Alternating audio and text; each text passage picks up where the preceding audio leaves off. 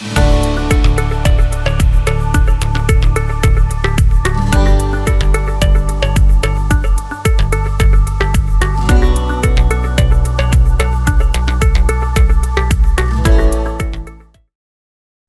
and welcome to Seatrade Cruise Talks. Today, we will be talking to our new food and beverage ambassador, Rick Welch. Rick is the president of RMW Global Consulting and is a certified executive chef and has worked in the cruise industry for over 20 years. He joins me today to give us an insight into his life and his passion for all things food and beverage. Hi, Rick. Welcome. It's great to have you with us today. Hi, Chiara. Thank you. Thank you so much for having me. It's great to see you. So let's start right at the beginning. Where did you grow up, Rick? Okay, so I'm originally from just a suburb of Boston, about 8 miles out of Boston, a beautiful beach town. We had clear sight to Boston from our beaches, and yeah, so I'm a New Englander, or as we say, New Englander, because we don't pronounce Yes. Yeah. And did you stay there through university, or when did you sort of Right. start? So we went. I stayed there right until I was about 17 years old when I entered college. I went to the Culinary Institute of America, which is one of the better colleges for culinary arts, and studied there. And then after that, it was kind of right back into the city of Boston. So I started out with a rounds cook position, which took me into the large banquet facility of the Sheraton Hotel in Boston, which is about 1,200 rooms. And it has a great big convention center attached to it. And I was able to go through several of these stations. I went into the pastry shop and I worked there for 6 months. Got my hands dirty making Danish and cakes. And then I went to the butcher shop, got my hands dirty breaking down sides of beef and lamb and getting all into the to the meat buying and grinding and cutting. And then we went into garde-manger, which is the cold food preparation, went into soups and sauces. And they had a 4-star restaurant that we worked at as well. And so it was a great experience to get from the Culinary Institute into a big production house and actually put to use some of the information and techniques that I was trained in college. So that was a great dynamic. That was really time well spent for me because I saw so much and learned so much. And then you get into these really large banquets, really large, 5,000 people that would be preparing for the Boston Marathon. Well, they'd all come into the convention center, we'd feed them. So just a good experience all around. And yeah, so that's my Massachusetts base. And then from there. So then how did you get into the cruise industry? Well, from it's kind of along the same lines. I had moved to California, where I was a sous chef at Pebble Beach, California, which is in Carmel. Very nice area, very nice. Yes, very nice area. Yeah. And from there, I was kind of recruited into this management company that owned about 53 properties, Hilton's, Marriott's, and so forth. And so I became an executive chef with them. And through that process, I mean, that was a great process because I was in the Midwest. There's a lot of things happening in the Midwest. We were able to sharpen some tools, sharpen some techniques and so forth, and learn some great stuff. That's where I became a certified executive chef. And as that process was rolling out with getting involved with all the culinary work, another opportunity presented itself to become a food and beverage director. So by that time, I was married and had kids. And to say that I wouldn't necessarily miss a Mother's Day buffet was an understatement because you put in a lot of hours and it's all with passion. You really don't measure the time. But when the opportunity came to go into food and beverage directing, I was like, hey, that means I can sit down a little bit more. Yeah, I'll try that. So that's what we did. We did food and beverage director for a while. And I became a certified food and beverage executive in that realm with the same company. And then we had some opportunities to go to general manager. And as a general manager, I was in, I think, Indiana at the time. And this opportunity came up for South Florida, for Fort Lauderdale. And they're like, Rick, you want to go? And I'm like, yeah. So I went to Fort Lauderdale, and I was the general manager at the Hilton Hotel.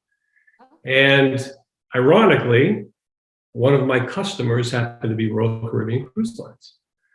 Then 9/11 happened, where everything stopped, the world stopped, you know the drill. And I had to put hundreds of people on the unemployment line.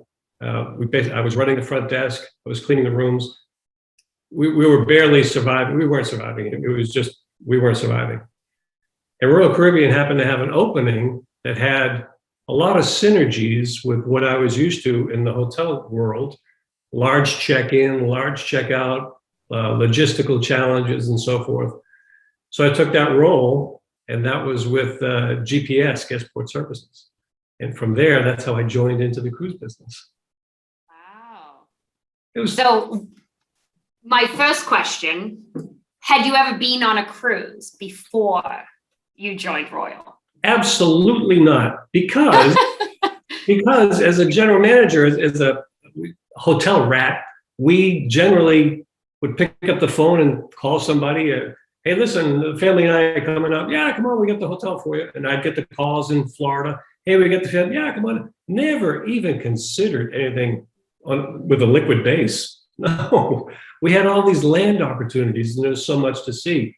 And again, I think my perception was shuffleboard, old people. No, not for me. I wasn't ready.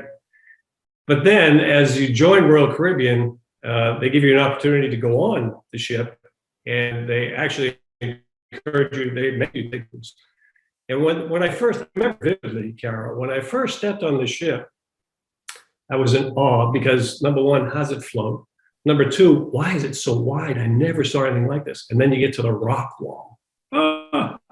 You doing this at sea? So I was infatuated and hooked at that point.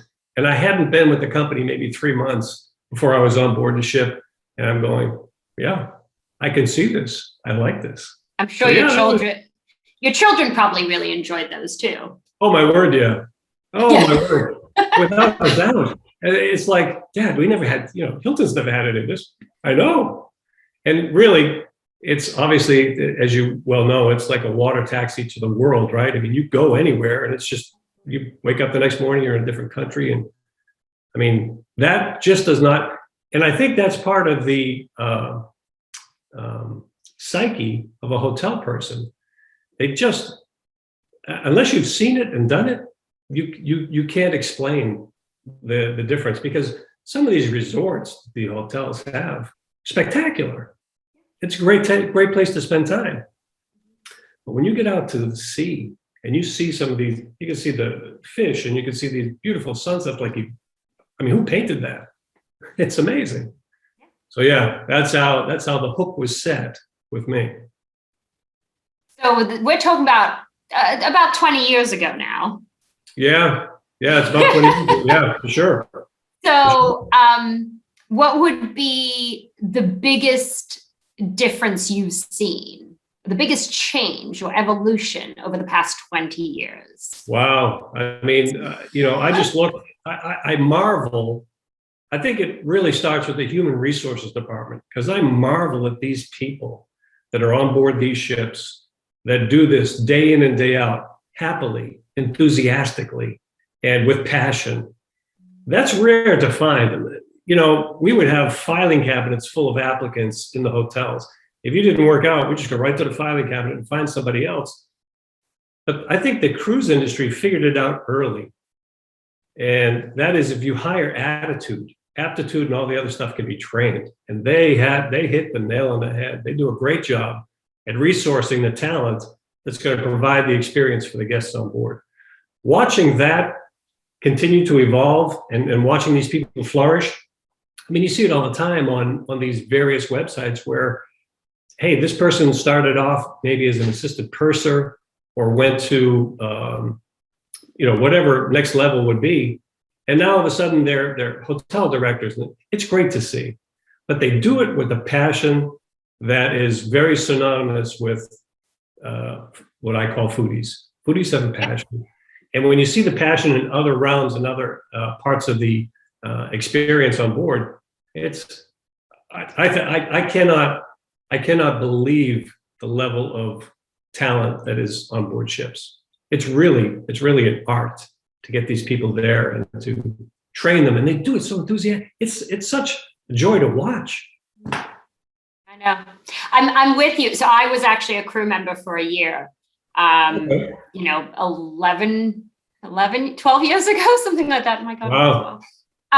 But I was actually thinking that the other day, somebody that I worked on board with just got a very big promotion at one of the cruise lines. And so I was looking at that and feeling pride, for her. Absolutely. And I could see on LinkedIn that there were other crew members that I worked with, who were congratulating her, who also are now in, ashore positions and executive positions. And it's very exciting to see that. And I love the way they do it. I love the training involved. I love how they get these people to develop an interest. I think it's something that can be learned in other industries that need it really bad, in hospitality specifically. Not that they have a hard time recruiting, but some of the training, some of the passionate things that they instill. It's great to watch. It's fun to watch, and if you appreciate great service, and there is nothing like a ship. Nothing. Agreed. So I know that you now run your own consulting business.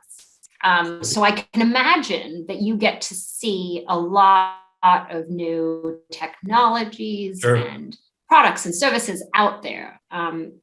Tell us a bit about it. I mean, especially Yeah, sure. I can imagine over the last couple of years with the pandemic, I think that there's been Sure. a lot of creativity and innovation that's come out. So, there's been some interesting things that we've joined forces with, and one of them happened to be a group that had, this was pre-pandemic, a group that had a marvelous way to protect textiles from bacteria and viruses, and that was something that endorsed by a major manufacturer and kind of chemical company.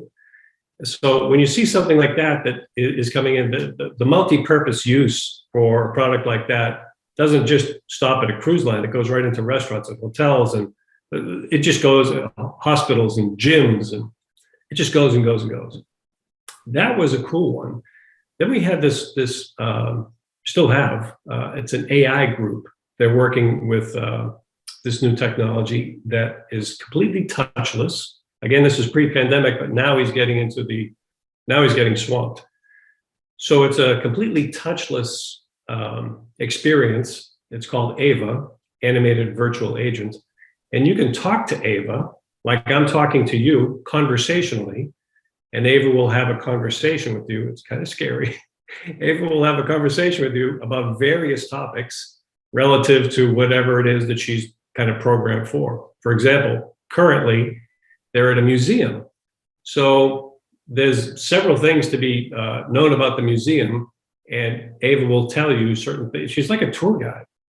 She's also something that this particular museum is known for having these great artifacts from different wars and so forth. And people actually bring in like medallions or medals. And they just show her, again, this is completely touchless. They just show her what this is. All of a sudden, and, well, this medal was awarded, this was based on, and all of a sudden you get this history, this litany of information. It's stunning. It's like, how did that just happen? But that's what this company is doing. So they're doing some incredible work with this AI technology, and it just, you can see the translation, how this can get into the cruise industry, how this can get into the amusement industry, how this, I mean, think about going into Disney, for example, when you have all these there's many applications that this thing could be helpful for. And the last one I think that is probably one of the coolest happens to be a more food and beverage kind of centric, but it has a little niche market. So for example, if you were to go to a CTrade event and you had a list of VIPs that you wanted up on the stage, like for example, the keynote speakers or what have you, there could be like welcome bags that were pictures of, Richard Fain or Jason or Michael Bailey or Lisa, and have those bags customized with all kinds of personalization pictures and so forth. So this company is making some incredible headway in getting into the market of food and beverage catering services, doing events with like Formula One and taking Formula One, taking the drivers, their pictures, the race loops and putting it on a bag. And these things are like personalized for the experience that it's made for. And it's really kind of a cool thing to see, because once you get, we've all seen gift bags that, purple and pink, but none of them are personalized to the effect that extent, no. makes it personal. So for example, if I'm a high roller on MSC or whatever, and I spent a lot of money in the casino, I could have one with my picture, my family, my dog. I could have the name of the ship on the front and the destinations on the back, the date of sailing, have your name. There's a lot of personalization that goes on with that. So again, personalization is key right now in general. Yeah, who doesn't like that? It's there was a dog show, an AKC registered dog show, and some of these people have their pictures of their dog, but then the dog is like slobbering all over. These people literally have emotional reactions to getting these bags. They're like, "That's my dog. Oh, he's so cute." Just weeping.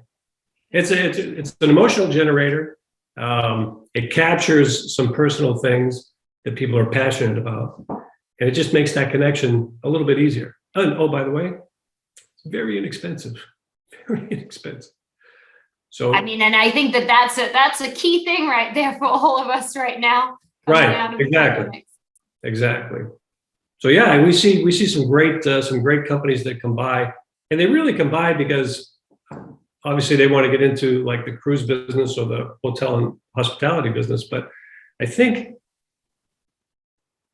I'm sure you've seen people that are maybe a little bit ill prepared for the industry. Maybe they thought, well, they have deep pockets. They spent $1 billion for the ship.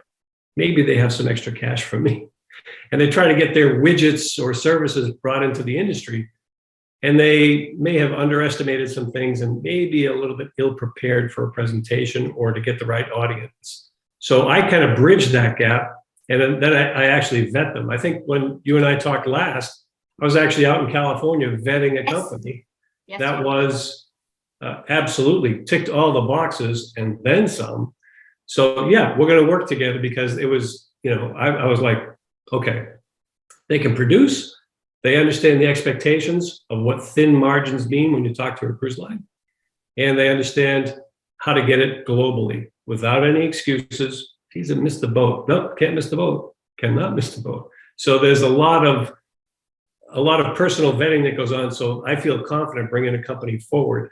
And I think that's why people are gravitating towards, hey, listen, maybe we've stubbed our foot at the beginning of this thing. Maybe we talk to this guy and maybe he can help us maybe retool some things and get prepared for a proper presentation or proper interview, and maybe have an increased chance of doing business with them.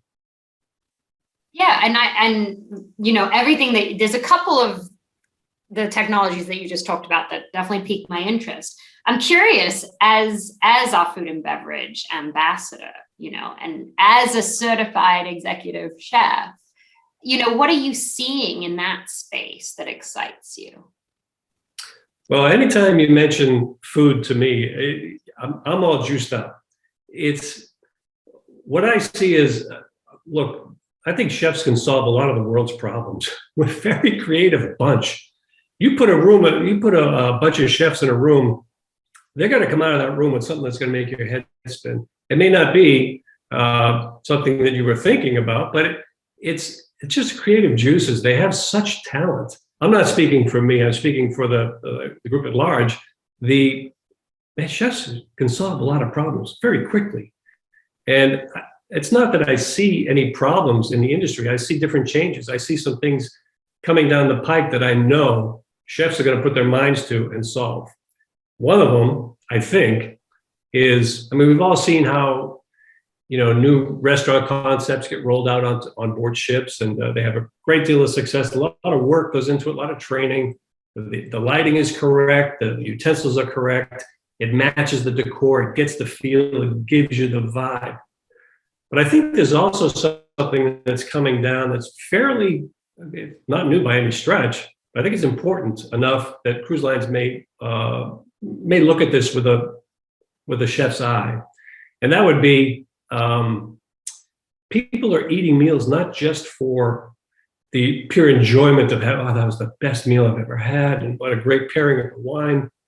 I think people are doing some more work on that. I think people are starting to get into where they're like, you know what? I need to measure my carbs. I need to measure my fat. I need to measure. So there's a lot of macros and involving a lot of things that are getting ingested into the body that people are really starting to get into. And it's taken off like nobody's business because it's personal. You know what you need. And I think there's a transition that can happen from a chef creating a great menu and a wonderful meal to a chef creating proper fuel for your body. So I think there's an opportunity, and I think chefs will solve it in spades with getting the food as a meal transferred to food as a fuel. And I think maybe even have some, okay, so if you get into a restaurant and see the measured number of grams of fat and protein per item, I mean, it helps with food costs because it's a finite thing, but it also speaks to those people that are trying to understand and manage things, including fresh food, freshly washed, prepared. I mean, there's a lot of preparation behind the scenes that goes on that average diner is aware of, but never really considers too much thought to. And chefs will knock the cover off the ball. They'll pick up this thing and they'll figure out a way to make it enticing.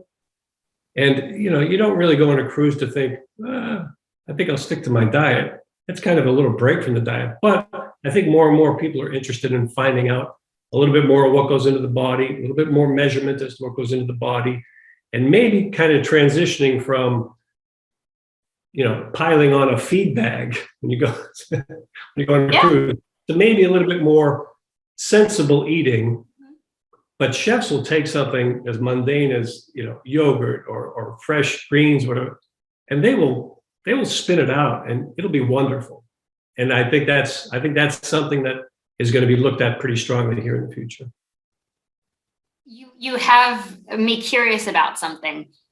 Do you think sustainability is such a big thing? Sure. Do you see the trend of knowing where things are being sourced potentially becoming? Yeah. Oh, yeah. No, you know why? Because, I mean, if you think about it, I mean, everybody knows about that. And look at coffee, for example. Coffee comes from several areas on the world, but if you're talking to me, I'm a Colombian guy. I love Colombian coffee. And then some people like Hawaiian coffee. Some people like Moroccan coffee. But they know where it comes from. But now, I mean, everybody's having their morning cup of coffee, and that's kind of an afterthought, maybe even not a thought. But now you're coming into the food world, and people want to know. I saw this presentation just the other day about a woman who was shopped locally at a supermarket, and she rinsed her vegetables in measurable, clear. They're almost like aquariums, and she put all this water in. She gave it a little swirl, and then she poured out the water into these giant glass vases. One was clear, one was like dingy yellow. The dingy yellow was this chemical that was added to the water that was really stripping the pesticides and all the sides that they use in farming. And it was so clear, not clear, it was so cloudy and full of contaminants, that kind of exposure gets people thinking, what am I eating?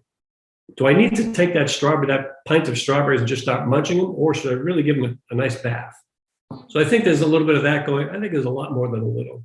I think there's a lot of that going on, that people are understanding what goes into your body is helpful or harmful. Absolutely. I think of that as with proteins as well. I've never been someone who eats much meat. I love fish. But I am trying to be more conscious of where am I getting my meats or my fish from. Right. And trying my very best personally to maybe spend a little bit more money on both items, but go to an actual butcher or fishmonger and have a better understanding as to where these are coming from, rather than going to the supermarket and maybe getting a deal on the salmon, but who knows what's in that salmon. You know, that's very poignant of you to say that, because I get a little bit excited when I go to the supermarket and they have a sale on meat. I know as a chef, that doesn't necessarily mean, oh, it's a good buy. There's a reason for certain sales. I'm not saying all, but I don't buy meat that's on sale. I don't buy fish that's on sale. It's just something that is maybe conditioned in my brain. I want to know, and you can find out where the shellfish was, what bed it came from, when it was harvested. All that stuff is public information if you ask. So I'm with you. I would rather spend an extra couple of dollars to get quality in, quality out. And it's the same thing, that everything goes into your body. And I know this was something, a trend that was happening pre-pandemic, and I'm curious if this is still the case. Are more cruise lines trying to, of course, when it comes to food and beverage, you're always going to have the items that you source on a global level. Sure. But is there that local sourcing happening from that sustainability perspective, that, if you're in Alaska for the season, or if you're in Hawaii for the season, or whatever it may be, that you're trying to create some meals around, a farm to table type approach of local sourcing? Yeah, I think they do. I think they all want to. And I think they get off. I think they when they visit their ports, they're looking for those people. And I think it's a great thing, because look, farmers get it right. They understand, right? They grow this stuff and they understand the seasonality. They understand the flavor profiles, what it pairs well with. They get it. So when you get somebody that has an interest, like the food and beverage people in the cruise lines, when they have a real interest in getting something locally sourced, they know it's a win, because it's going to be something that is going to go to the table. The guests are going to like it when they understand. And it's always nice to get a little bit of a narrative of where it came from, how it's harvested, where was it grown. There's always some good history involved in that. There's always some good education, and I think the cruise lines are very strong in making these connections with the local, whether it's pastry people or it could be anything. Fish, shellfish, greens. Yeah. Exactly. Okay, so my last question, we are getting closer and closer to CTrade Cruise Global. So we are less than 5 weeks away now. Right. So my question to you is, what are you most excited about for CTrade this year? CTrade's always been fun, right? CTrade has always been a great educational program. It's always been great for networking and communicating, seeing others. It's almost like a family reunion at times. And sure, seeing people and old friends again is fantastic. I think what I'm most excited about, though, is, what have they been doing? Everybody's gone through this thing together, but separately. So how have they come out of this thing? How's their families? It's really kind of a more personal for me to understand. And in this business, you meet so many wonderful people, and you care about them. It's not just a passing, hi, how are you? It's like, hey, how's the fam? What's going on? It's a great environment to be at. And I think, checking in with some people that you haven't seen in some time, that are fortunate enough to come over to CTrade. I can't wait for that. Looking really forward to seeing some old friends and hugging it out. Just giving them some long hugs. Well, and I think that you're actually going to be moderating a session at CTrade this year. I am. Aren't you? I am actually. It's about sustainability, and so this is a pretty incredible farming technique, and he's actually using recycled shipping containers. It all fits beautifully. So you've got these recycled shipping containers that he's turned into a farm, and there's actually, if you can imagine, like rain gutters on the side of a house, instead of horizontally, vertically. And then inside these shipping containers, next to these vertical channels are pots of little tiny seeds that are grown with all these LED lights that come on. There's blue lights that come on at 1:30 in the morning. There's yellow lights that come on at 4:30. And all of a sudden, within 90 days, you have a full crop of whatever it is that you're planting, whether it's amazing, multi-flavored, customized flavored greens or edible flowers or herbs. It's pretty cool. And That's very cool. so, yeah, we're going to be talking a little bit about that and how his business is actually, like you said, getting into, he's actually 4.5 miles from the Miami Beach Convention Center. Oh, wow. Yeah. So it's going to be fun to see and fun to share that experience with the foodies and the culinarians and the food buyers. And he's going to bring some samples, going to have enough for everybody to taste, and actually going to run some tours to his farm. So, Love it. yeah, it'll be great. It'll be great. Technology, sustainability, food and beverage, all in one. All in one, right? And by the way, he's going to provide you a shuttle to get out there and walk this thing and kick the tires and say, how does this thing happen? It's amazing. It really is cool. It's cool. Well, Rick, thank you so much for joining us today. It's My been pleasure. great getting to know you a little bit better, and I look forward to seeing you in less than 5 weeks' time. Same here, Chiara. It's great speaking with you. Thanks so much for inviting me, and you have a wonderful day. Thank you. You too. Bye, Rick. Thanks. Bye now.